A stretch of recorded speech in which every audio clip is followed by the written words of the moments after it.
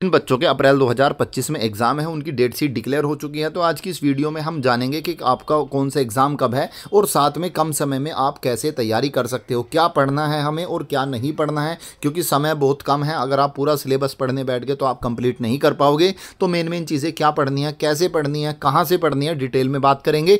तो जो भी बच्चे चैनल पर पहली बार विजिट कर रहे हैं, चैनल को सब्सक्राइब कर लें और बेल आइकन को प्रेस कर दें।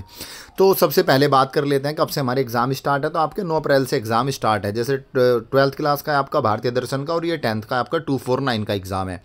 तो यहाँ पर आपके जो है जो मेन एग्ज़ाम है लगभग जैसे ज्योग्राफी का है वो आपका 19 अप्रैल का है, 19 अप्रैल का। तो ये डेट शीट आप यहाँ पर देख सकते हो और जो जो आपके एग्ज़ाम है यहाँ पर आप इसके अंदर डेट शीट के अंदर देख सकते हो। जैसे इंग्लिश का जो मेन एग्ज़ाम है आपका 12th क्लास का वो 22 अप्रैल का है, 22 अप्रैल का है। और आपका केमिस्ट्री पॉलिटी का आपका 23 अप्रैल का है। 10वीं का है आपका 211, मैथ्स का है ये रहा आपका, ये भी 23 अप्रैल को है। तो ये मेन सब्जेक्ट है, इनको आप अच्छे से यहाँ से देख सकते हो जो भी आपका सब्जेक्ट है।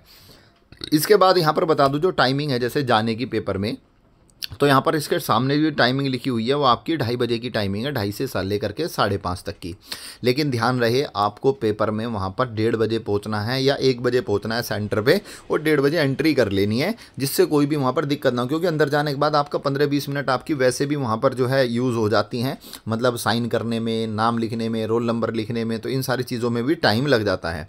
और ये लास्ट में आपको जो यहाँ पर ये सारी डेट शीट आपको दिखाई जा रही है, इसको अच्छे से देख लेना।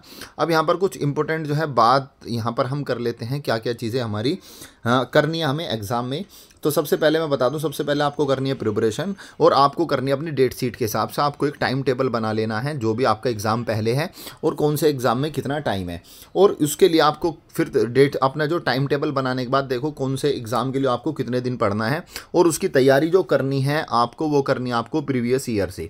तो पिछले 3 साल के या 2 साल के, 3 साल के तो मिलेंगे नहीं आपको क्योंकि सिलेबस आपका चेंज हो चुका है।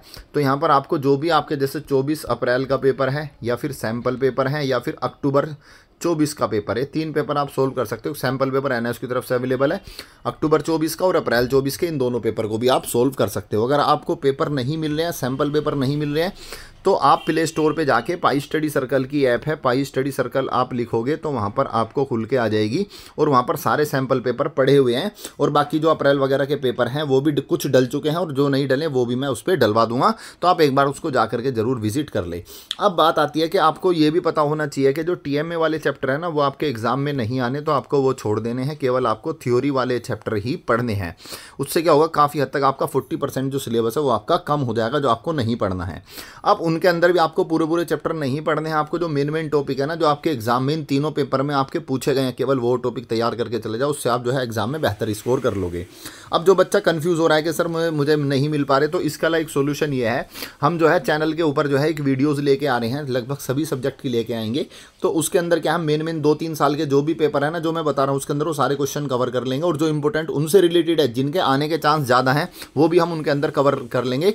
तो 2 से 3 वीडियो आएंगी एक सब्जेक्ट की, तो आप उनको देख करके भी अपनी अच्छे से प्रिपरेशन कर सकते हो। उसके अंदर हम पूरा समझाएंगे भी। तो एक बार कमेंट सेक्शन में ये जरूर बताना कि आपके पास कौन कौन से सब्जेक्ट हैं, क्योंकि अगर हमें पता होगा कि कौन कौन से सब्जेक्ट हैं तो हम उनकी प्रिपरेशन आराम से करा सकते हैं। और साथ में मीडियम जरूर बताएं, क्योंकि हिंदी मीडियम या इंग्लिश मीडियम, पता चला कि हमने मान लो हिंदी मीडियम में करा दिया और बच्चे देखने वाले उस सब्जेक्ट के ज़्यादा इंग्लिश मीडियम में है, या इंग्लिश में करा दिया हिंदी वाले ज़्यादा हैं, या दोनों के हुए तो दोनों में भी करा देंगे। लेकिन कमेंट सेक्शन में जरूर बताना कि भैया सब्जेक्ट क्या है और आपका मीडियम क्या है और क्लास क्या है। उस हिसाब से हम जो है वो PPT वगैरह तैयार कराएंगे, क्वेश्चंस तैयार कराएंगे और आपको जो है वो आपके सामने उनको लेकर के आएंगे।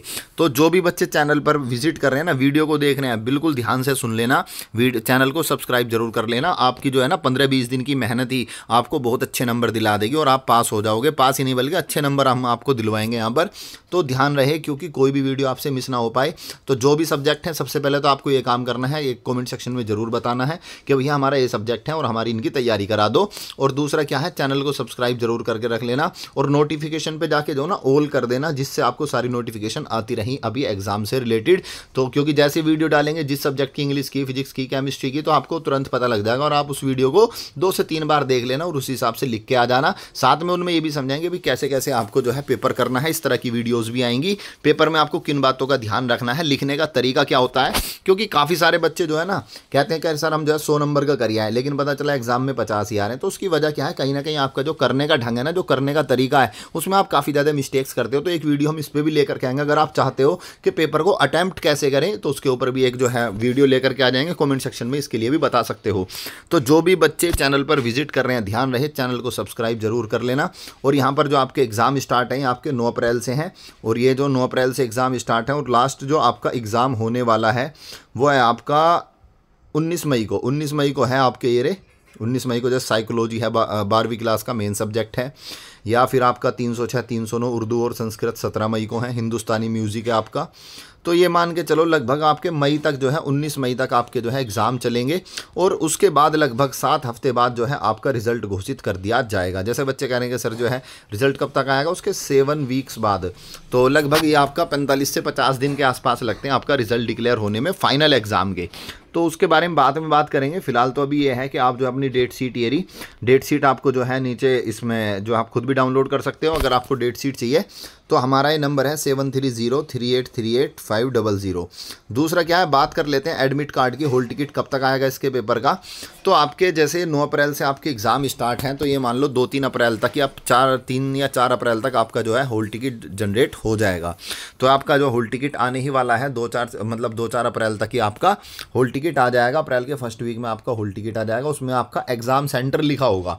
अब बहुत सारे बच्चों को दिक्कत आएगी उसमें एग्ज़ाम सेंटर में कि सर हमारा एग्ज़ाम सेंटर दूर है, पास है। तो जो भी पड़ेगा वही रहेगा, उसमें कोई भी आपके चेंजेस नहीं होंगे। इस चीज़ को ध्यान से सुन ले, ठीक है।